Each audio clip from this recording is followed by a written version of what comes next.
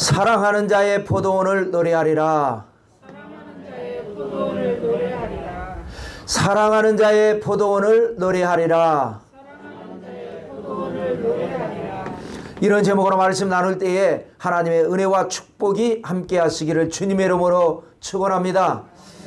자, 이사야 1장 1절에 우리가 말씀 나눈 대로 이사야는 언제 활동을 했느냐? 우시야와 요담과 아하스와 히스기야 시대에 활동했다라고 말씀 나온 바가 있습니다. 그런데 이제 다음 주일에 나올 6장에는 또 뭐라고 말씀하냐면 우시야 왕이 죽던 해에 내가 계시를 받기 시작했다라는 말씀이 나옵니다. 그러니까 살면서 우시야 왕 시대에 살면서 늘 하나님 앞에 기도하고 세상이 왜 그렇습니까? 했기 때문에 우시야 왕을 넣은 것이지 우시야 왕이 죽던 해부터 계시를 받기 시작했다. 그러니까 우시야 왕 시대에는 어떤 활동은 특별히 없었고 주로 하나님 앞에 기도하고 묵상하고 계시받던 시절이고 그 다음에 이제 요담 때에도 사건은 기록되지 않습니다. 사건이 있었는데 기록이 없었는지는 알 수 없지만 기록된 사건은 없습니다. 이때 주로 계시를 받았을 것입니다. 그래서 66 온세도세포에서 지금 우리가 첫 번째 6을 하고 있는데 하나님께서 탄식하시고 책망하시는 이런 내용들을 주로 요담 왕 시대에 받았을 것이다. 그 다음에 이제 요담, 아하스입니다. 이제 아하스, 히스기야의 아버지, 이 아하스 시대에 사건이 일어나는데 두 번째 66 할 때 두 번째 6, 아수르가 들어와서 북왕국이 멸망하는 그런 사건, 그 사건에 또 맞는 메시지를 하는 것이 6입니다. 그 다음에 이제 히스기야 시대에는 또 다섯 번째 포, 온세, 도세, 포, 다섯 번째 포. 아수르가 쳐들어왔지만 기도로 물리친 내용. 그것이 기록이 되고. 그 다음에 이제 여기가 끝나는 것이 아니라 기록에는 우시야와 요담과 아하스와 히스기야 시대라고 했지만 므낫세 시대까지 갑니다. 그런데 이제 히스기야의 아들 므낫세 시대에는 이사야는 많이 늙었습니다. 그래서 거의 활동을 하지 않았지만 이 악한 왕이 간신들의 말을 듣고 아버지의 개혁을 뒤집으면서 아버지의 개혁을 도왔던 이사야를 죽입니다. 물론 성경에는 므낫세 왕이 이사야를 죽였다라는 기록은 없습니다. 그런데 성경 외적의 역사적인 기록에 보면 통에 넣어가지고 톱으로 썰어서 죽여버렸다 이런 기록이 나옵니다. 그래서 우리가 이제 그걸 알고 자, 그 다음에는 이사야 선지자의 그러면 통치 기간은 40년에서 60년 정도, 아마 60년 쪽이 가까울 겁니다. 왜냐하면 우시야 왕이 죽을 때부터 했으니까요. 요담 16년, 그 다음에 아하스도 16년, 그 다음에 히스기야가 29년, 이걸 합치면 61년이 됩니다. 그런데 이 세 왕이 다 아버지 왕과 공동 통치한 기간이 있습니다. 세상이 많이 막 혼란스럽고 아수르가 들어와 가지고 북왕국 멸망하고 그런 시대라, 혼란한 시대라, 죽기 전에 임기를 온전히 마치지 못하고 아들과 함께 공동 통치, 또 그 아들 또 그 손자와 이렇게 했기 때문에 그거를 감안하면 40년 정도, 그렇지 않으면 60년 정도 이사야는 활동하면서 사역을 감당했을 것이다. 이렇게 계산이 되고요. 그래서 이제 이사야 1장을 우리가 정리를 하면 소돔과 고모라와 같이 다 전락해버린 하나님의 백성들을 탄식하시는 하나님. 나귀도 자기 주인을 알고 하는데 소도 주인을 아는데 내 백성은 나를 알지 못하고 소돔처럼 고모라처럼 전락해버렸다. 이 장은 하나님이 희망을 계시하시는데 이사야 선지자는 재앙을 선포합니다. 왜? 죄 때문에. 그래서 이사야 3장은 변론하시며 심판하시는 하나님. 하나님을 끝까지 믿고 따르면 변론을 통해서 구원하시고 끝까지 하나님을 거역하면 심판을 통해서 재앙이 많은. 그리고 지난주 4장의 말씀은 하나님의 언약은 아름답고 영화로운 언약이었고 그 언약의 성취는 영화롭고 아름답게 성취될 것이다 라고 했고요. 오늘 이제 이사야 5장은 세 가지 내용으로 분석해 볼 수가 있습니다. 노래와 선포와 예언입니다. 그래서 앞자 따서 노, 선, 예. 자, 무엇을 노래해야 했고 무엇을 선포했으며 무엇을 예언했는가 세 가지로 정리하겠습니다. 첫째는 노래입니다. 포도원을 노래했습니다. 사람이 기가 막히면 반어법을 사용하죠. 누군가 뭔가 잘못을 하면 어떻게 합니까? 잘한다, 잘해 이렇게 말하지 않습니까? 진짜 잘한다라는 얘기가 아니라 너무 잘못한 게 기가 막히면 그렇게 말을 하는 것처럼 내가 사랑하는 자의 포도원을 노래하리라. 이게 뭐냐? 기가 막혀서 하는 얘기입니다. 탄식하리라. 이 말을 노래하리라 이렇게 표현한 겁니다. 너무 안타까워서. 자, 포도원에 흉작을 탄식을 합니다. 1절과 2절의 말씀입니다. 읽겠습니다. 나는 내가 사랑하는 자를 위하여 노래하되 내가 사랑하는 자의 포도원을 노래하리라. 내가 사랑하는 자에게 포도원이 있으며 심히 기름진 사내로다. 땅을 파서 돌을 제하고 극상품 포도나무를 심었도다. 그 중에 망대를 세웠고 또 그 안에 술터를 팠도다. 좋은 포도 몇 개를 팔았더니 들포도를 맺었도다. 이스라엘을 상징하는 나무가 세 개가 있습니다. 포도나무, 감람나무, 무화과나무가 그렇습니다. 자, 그래서 이제 포도원이 있다.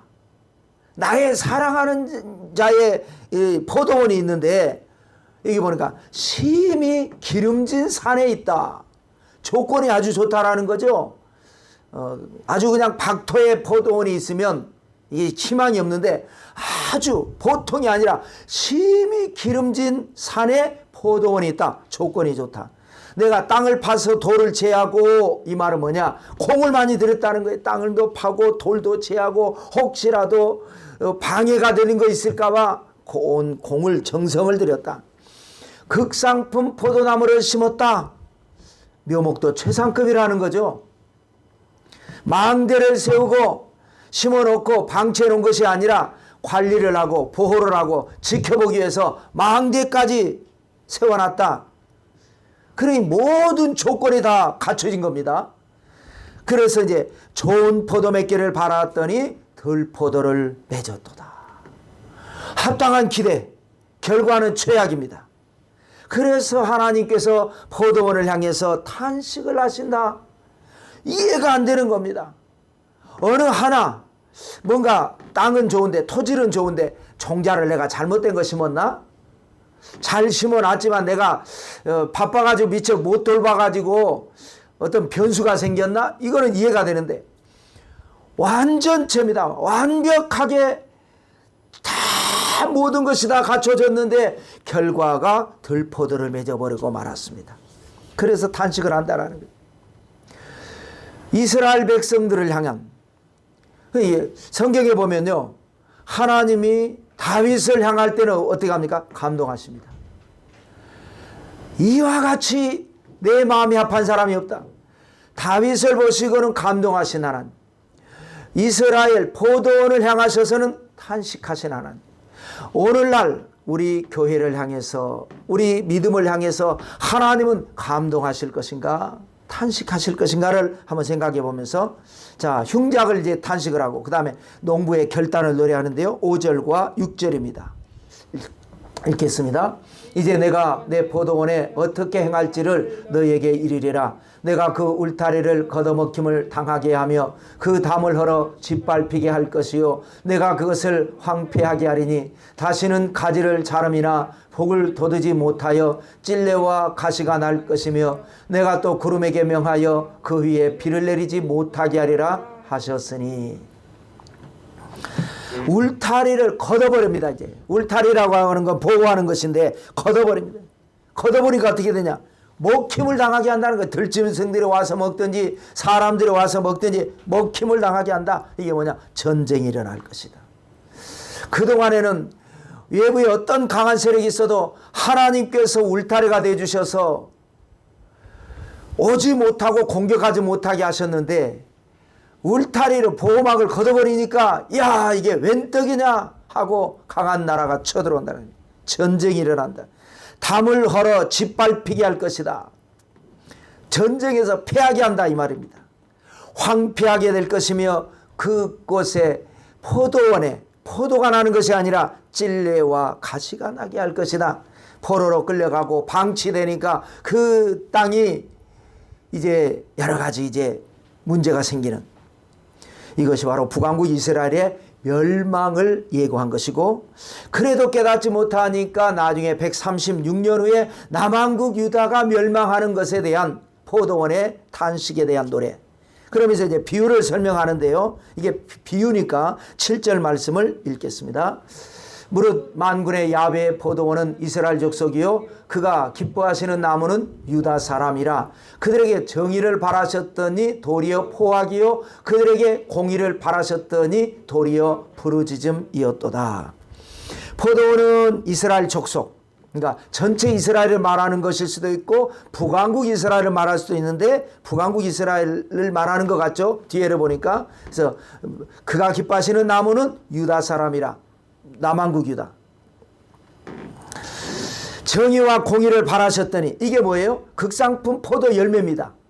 이렇게 잘 심어놨으니까 정의와 공의로 하나님을 섬기고 서로 사랑하면서 하나님의 영광을 드러내야 되는데 도리어 포악이요 도리어 부르짖음이었도다. 이게 이제 들포도 열매가 되는 겁니다. 하나님께서 아브라함과 메시아의 언약을 맺으셨습니다. 너와 내 자손에게 이 땅을 줄 것이고 너로 말미암아 천하 만민이 복을 받으리라. 이게 메시아 언약이거든요. 그래서 가나안 땅으로 이주하게 하셨습니다. 그래서 이제 야곱을 통해서 이스라엘 12지파를 형성하게 하시고 애굽에 내려가서 살면서 번성하게 하시고 모세를 통해서 출애굽의 기적을 이루셨습니다. 그리고 다윗과 솔로몬 시대에 황금 시대를 활짝 열어주셨습니다. 그런데 우상을 섬기면서 세속에 빠지더니 왕국이 남왕국과 북왕국이 분열이 되고 200년 동안을 포악으로 부르짖음으로 울부짖음으로 물고 찢고 싸우면서 결국은 멸망하게 되었다 라고 하는 포도원에 대한 탄식의 노래입니다. 자, 두 번째로는 선포가 되겠습니다. 6가지 부류의 사람들에게 하나님께서 재앙을 선포하시는데 6번 반복되는 표현이 있습니다. 화 있을진저. 그래서 첫 번째로는요, 탐욕에 대한 재앙입니다. 8절 말씀만 읽어볼까요? 긴데. 가옥에 가옥을 이으며 전토에 전토를 더하여 빈틈이 없도록 하고 이 땅 가운데서 홀로 거주하려 하는 자들은 화 있을진저. 그래서 이 첫 번째 재앙은 뭐죠? 가옥에 가옥을 잇는다. 집을 사고 그 옆에 집도 사고 또 그 옆에 집도 사고 또 사고 또 사고 또 사고 앞집 뒷집 옆집 계속해서 이 땅 가운데서 혼자 거주하는 사람처럼 그렇게 탐욕을 가지고 집뿐만 아니라 전토도 이 땅 사고 저 땅 사고 그 땅 사고 뒷땅 사고 앞뒤 땅 사고 몸통 사는 것, 이렇게 말합니다. 근데 이제 우리가 성경을 지나치게 치우쳐서 해석하면 안 된다고 늘 그랬죠. 집 두 채 세 채, 요즘은 때로는 이렇게 살 수도 있지, 이거를 죄인 취급하고 성경적으로 무조건 잘못됐다라고 해서는 안 되겠죠. 이런 경우는 예를 들어서 일제강점기가 시작되기 전에 그 전부터 이미 우리나라의 국권이 많이 어려워졌고 주변 열강들이 막 전 세계적으로 식민지 전쟁을 하고 있을 때에 일본에서 부산 땅을 밟은 청년이 한 사람이 있었습니다. 20살 나이에. 하자마 후사따로. 그러니까 뭐 큰 회사도 아니고 일본 상점에 있다가 그 종업원으로 일을 하고 있는데 그 상점이 망해버렸어요.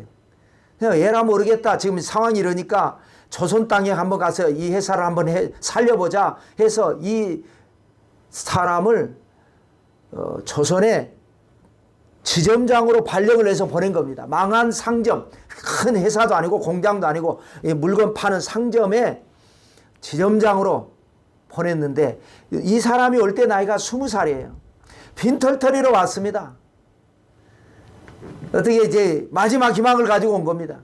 그런데 이 하자마라고 하는 이 사람이 와가지고 살면서 이 땅에, 조선 땅에 1300만 평 땅 부자가 되어버립니다. 1300만 평이라고 하면은 제가 검사해 보니까 연제구 땅의 4배입니다. 엄청난 땅 부자, 조선 최고의 갑부 부자가 되어버립니다. 돈 한 푼 없이 왔는데 어떻게 땅을 샀을까요? 불법이라는 얘기죠. 그러면서 이제 일제강점기가 되고 우리나라가 망하고 그러면서 뭐 간척을 하기도 하고 정부 땅을 여기에 내가 나무 심어준다 해가지고 먹기도 하고, 그래서 그게 이제 다 농토는 아니고 뭐 임야도 있고 무슨 뭐 하니까 거기에 이제 농사 지을 수 있는 땅에 소작을 준 사람, 조선 사람들에게 준 사람들만 200명입니다. 200명이 여기서 소작을 했어요. 그리고 또 이것을 조건이 있잖아요. 그러면 작황에 따라서 소작료가 달라져야죠. 그 해 잘못돼가지고 흉년이 들면은 어떻게 합니까? 농사 지은 조선 사람들이 흉년이 들면 든 대로 조금 바치고 어떻게 그렇게 해야 되는 건데, 이거를 이제 조정지, 정조지 이러더라고요. 작황하고는 상관없이 무조건 바쳐라. 그러니 이제 흉년 들면은 없는 것까지 갖다 바쳐야 되는 겁니다. 지독하게. 그래서 그 200명이 오죽하면은 이 데모를 해가지고 그때 당시에 조선일보 뭐 신문에 막 대서특별하게 나와서 사건이 일어났던, 지독하게 남의 땅에 와서 100만 평이라 그래도 어마어마한데 1300만 평의 땅을 가지고 떵떵거리고 살았던 사람. 그러나 결국은 비참하게 죽고 이 땅은 다시 우리 한국 사람들에게 돌아왔습니다. 하나님께서 가옥에 가옥을 이며 전토에 전토를 이어서 한없이 욕심을 부리는 자들에게 화가 있을 것이다. 가옥은 황폐하게 될 것이고 전토는 열매를 맺지 못하게 될 것이다 라고 했고, 두 번째 화는요, 재앙은 방탕에 대한 재앙입니다. 11절과 14절을 이어서 읽겠습니다. 아침에 일찍 일어나 독주를 마시며 밤이 깊도록 포도주에 취하는 자들은 화 있을진저.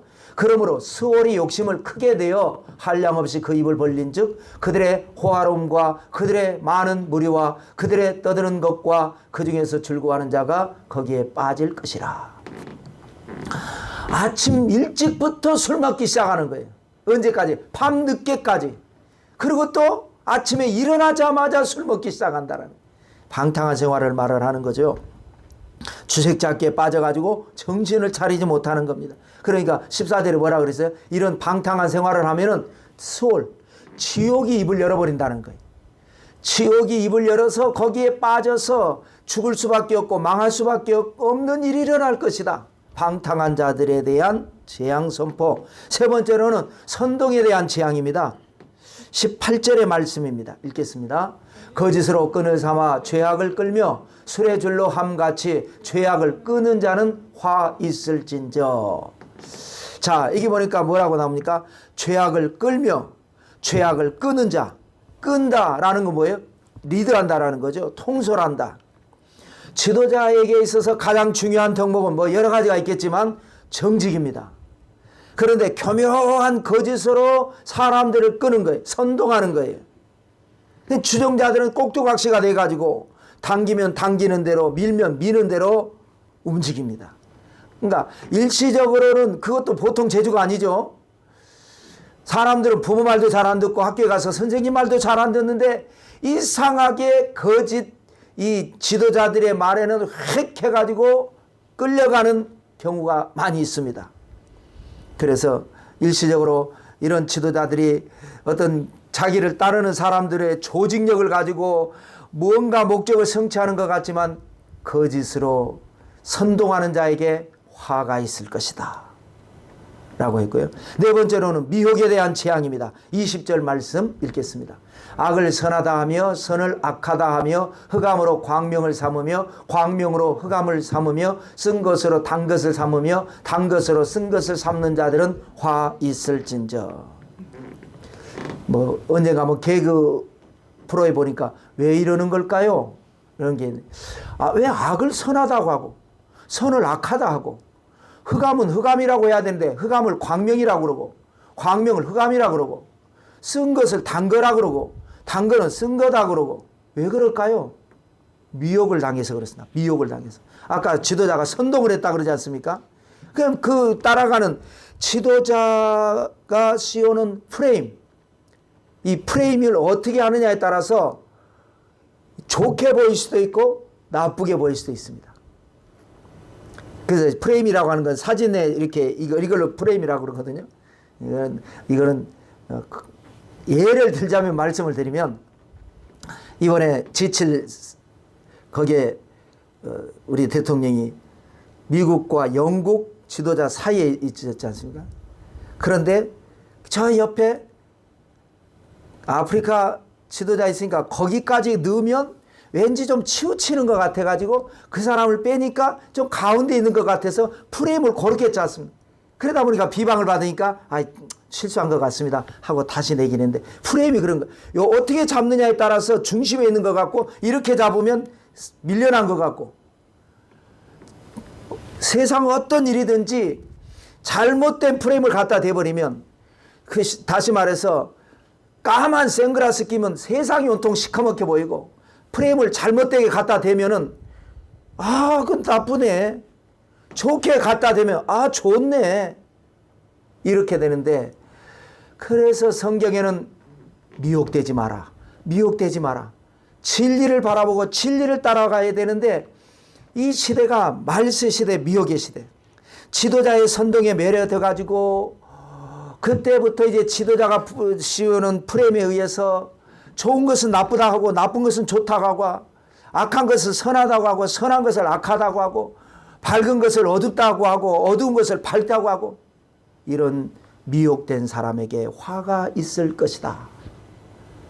그래서 너희가 깨어있으라 근신하라 깨어라 너희 대적마귀가 우는 사자같이 두루다니며 삼킬 자를 찾고 있느니라.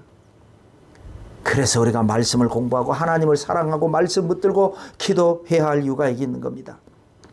그 다음에 이제 자만에 대한 재앙 다섯 번째가 되겠습니다. 21절을 읽어보실까요? 스스로 지혜롭다 하며 스스로 명철하다 하는 자들은 화 있을진저.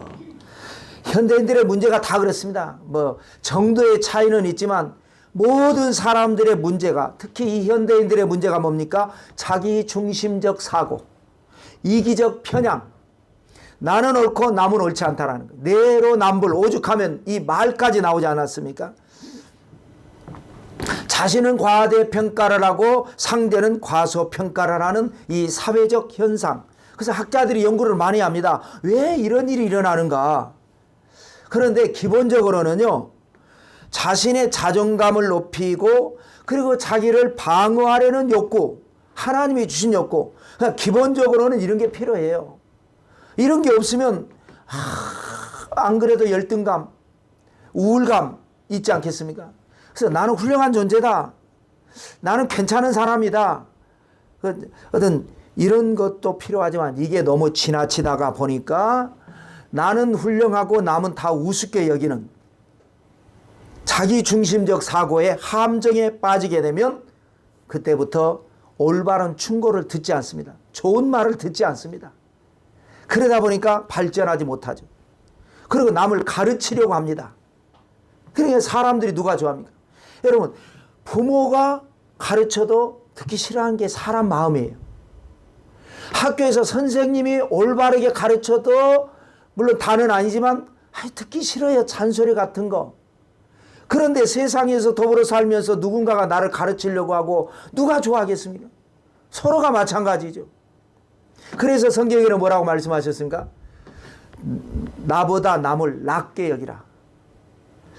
그렇지 않으면 이거는 굉장히 노력이 필요합니다. 그냥 가만히 있으면 나도 모르게 남을 무시하기가 쉬운데 남을 나보다 훌륭하게 여기려고 하는 것은 굉장히 노력을 하고 그러지 않으면 우습게 보이는 거예요. 그것이 화가 된다. 친구를 잃어버리게 되고 올바른 판단을 하지 않게 되고 그래서 결과적으로 문제가 생기게 된다. 마지막으로 6번째는 전체적으로 이제 통총괄해서 악행에 대한 재앙 22절과 23절을 읽겠습니다. 포도주를 마시기에 용감하며 독주를 잘 빚는 자들은 화 있을진저 그들은 뇌물로 말미암아 악인을 의롭다 하고 의인에게서 그 공의를 빼앗는도다. 자, 22절은 아까 두 번째 재앙 독주에 취하는 사람 방탕하고 또 비슷하고 23절은 또 네 번째 미혹과 비슷하죠. 그러니까 총체적으로 악을 행하는 걸 말합니다. 그래서 부연을 해서 말을 하기를 뇌물로 말미암아 그랬습니다. 뇌물로 말미암아 악인을 의롭다고 하고 의인을 악하다고 한다. 여러분 뇌물은 꼭 정치인에게만 한정된 것이 아닙니다. 누가 나한테 잘해준다고 해서 그 사람 편을 들어가지고 누군가를 괴롭게 하는 것 여러분 얼마나 많습니까? 서로 학교에 가서 애들도 야 쟤하고 놀지 마라 나하고만 친해져야 돼 하고 괴롭히고 왕따시키고 직장에 가도 누군가를 꼭 한 사람 고문관 만들어서 괴롭혀야 그 조직사회가 화기애애하게 돌아가고 다 같이 하면 안 돼요. 누군가 하나는 병신 만들어서 그 사람 괴롭히고 그 사람에게 내 스트레스 풀고 그렇게 해야 사람의 죄성이 막 살아난단 말이에요. 그게 나쁘다라는 거예요. 지적해 주는 거예요. 자, 마지막 세 번째로는 애연, 두 가지 애연의 말씀을 합니다. 하나는 당시에 일어난 전쟁과 다른 하나는 장차 일어날 전쟁. 당시에 일어난 전쟁은 뭡니까? 북왕국 이스라엘이 멸망한 전쟁. 25절의 말씀이 되겠습니다. 읽겠습니다. 그러므로 야훼께서 자기 백성에게 노를 바라시고 그들 위에 손을 들어 그들을 치신지라. 산들은 진동하며 그들의 시체는 거리 가운데에 분토같이 되었도다. 그럴지라도 그의 노가 돌아서지 아니하였고 그의 손이 여전히 펼쳐져 있느니라. 그러므로 아주 총체적으로 잘못돼서 하나님께서 노를 바라셔서 손을 들어서 쳐버리니까 산이 막 진동할 정도로 시체가 거리 가운데 막 쏟아지고 그래도 하나님의 화가 풀리지 않는다라는 그의 손이 여전히 펼쳐져 있는 계속해서 심판이 이어지려고 하고 있는 그래서 북왕국 이스라엘에 멸망했는데 남왕국을 보니까 물론 히스기야 때문에 남왕국은 전쟁에서 이깁니다.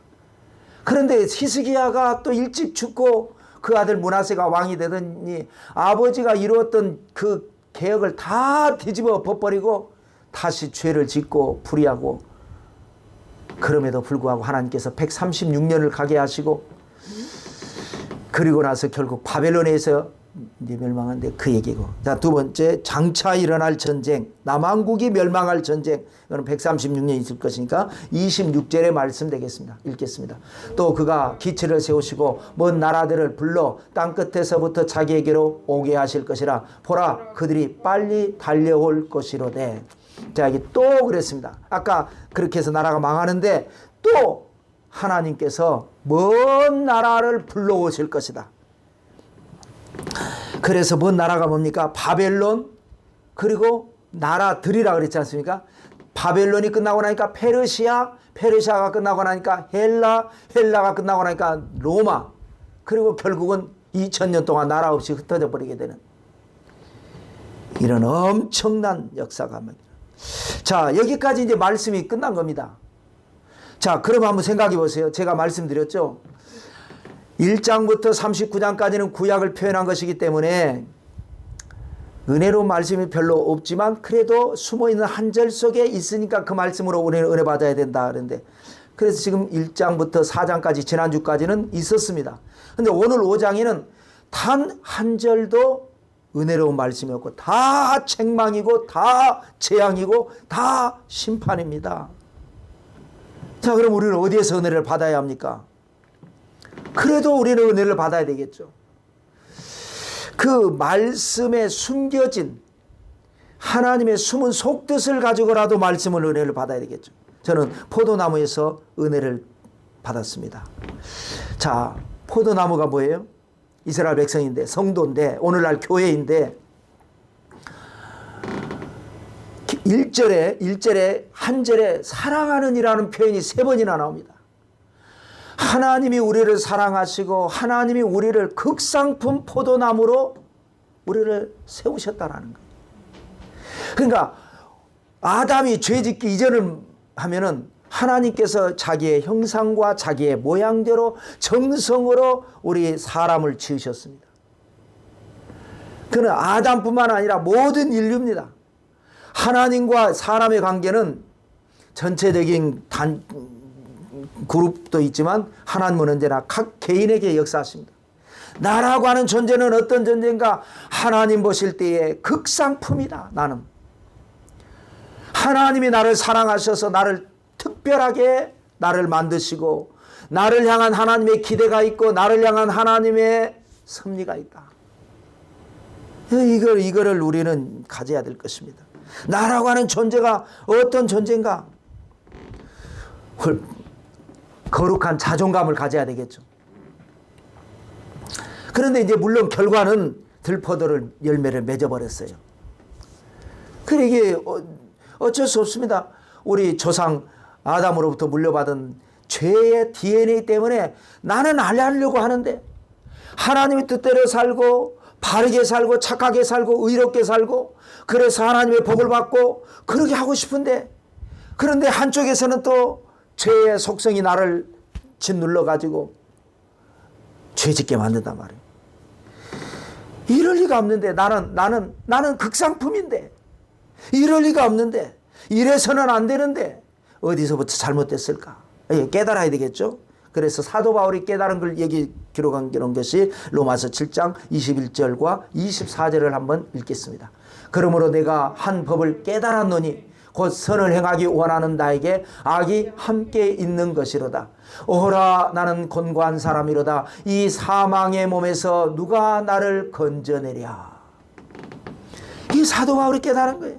누가 나를 건져내랴. 누가 이거를 해결할 수 있을까? 오직 예수 그리스도밖에 없습니다. 그래서 로마서 11장에 사도 바울이 접붙임의 농법을 설명한 겁니다. 접을 붙인 이 구약시대의 포도원을 탄식하는 노래를 부르시고 신약시대에 오셔서 예수님께서 내가 포도나무다. 너희가 포도원, 유다 사람이 포도나무라 그랬지 않습니까? 너희가 포도나무인데 어떤 포도나무냐? 극상품 포도나무인데 어라? 들포도를 맺었다. 그렇게 말씀을 하셨는데 세월이 지나서 메시아이신 하나님이신 예수님께서 오셔가지고 내가 포도나무다. 그냥 포도나무가 됐건 감람나무가 됐건 너희가 포도나무였는데 극상품이었는데 들포도 맺었으니까 이제 내가 포도나무다. 그러니까 너희가 나하고 함께하자. 나한테 접을 붙여라. 그러면 내 힘으로 너에게 좋은 열매가 맺혀지게 될 것이다. 이 말씀을 지금 하는 것입니다. 그래서 우리는 접붙임의 능력을 받아야 되는 겁니다. 접을 붙이려면 어떻게 해야 됩니까? 먼저 들감람나무에서 꺾여야죠. 옛사람이 죽어야 합니다. 옛사람이 죽지 않은 상태에 있으면 여전히 내 안에 DNA가 남아있어 가지고 원하지 않는 악이 함께 해가지고 나를 또 죄로 끌어올고 가기 때문에 옛사람이 죽고 꺾어져서 새 나무에 와서 예수님께 접을 탁 붙이면 그때부터 영혼이 잘됨같이 범사에 잘되며 강건하게 되는 하나님의 은혜가 있고 하나님의 축복이 있고 하나님의 기적이 일어난다는 것입니다. 근데 어떻게 보면 어려운 얘기예요. 어떻게 접을 붙여요? 옛사람 나 어떻게 죽어요? 그 아주 학문적으로 최고의 지성을 가진 니고데모도 내가 물과 성령으로 거듭나지 않으면 하나님 나라를 들어갈 수 없다니까 어머니 뱃속에 내가 다시 들어갔다가 다시 나와야 되나요? 뭐 어떻게 다시 태어나야 됩니까? 이게 참 알다가도 모를 것 같고 쉬운 것 같으면서도 어렵고 어려운 것 같으면서도 쉬운 겁니다. 믿음의 눈이 띄어지며 아하 영의 세계가 열려지게 되면 하고 깨닫는데, 인간적으로 생각하면 어떻게 내가 다시 태어납니까? 거듭난다라는 게 뭡니까?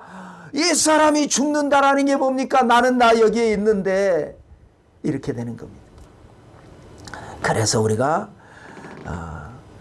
하나님 앞에 다 내려놓고, 이전 것은 지나갔으니 보라 새 것이 되었도다. 보라 지금은 은혜 받을 만한 때요. 보라 지금은 구원의 날이로다. 주님의 은혜를 바라보면서 예수님 안에서 물과 성령으로 거듭나시기를 주님의 이름으로 축원합니다. 하늘문이 열립니다. 그러면 기도와 말씀으로 우리가 무장해서 사모하면, 그래서 사모하는 겁니다. 우리가 하는 것도 아닙니다. 옛사람을 어떻게 죽여요? 내가 나를 어떻게 죽이냐고. 옛사람 죽는다라는 게 뭐냐 이거예요. 그런데 하나님, 나는 이제 옛사람이 죽고 새 사람으로 거듭나기 원합니다. 그것도 하나님이 해주십시오. 간절한 마음으로, 사모하는 마음으로 하나님을 찾고 하나님을 구하고 하나님의 문을 두드리면서 하나님의 말씀으로 하나님의 앞에 기도하고 나아갈 때에 성령이 임하셔서 우리 옛사람이 죽고 새 사람으로 거듭나는 기적이 일어나게 될 줄로 믿습니다. 이제부터 거듭나면 주의 성령이 함께 하시면 극상품 포도 열매를 맺게 될 것이고 기적의 주인공이 되시기를 성부와 성자와 성령의 이름으로 축원합니다.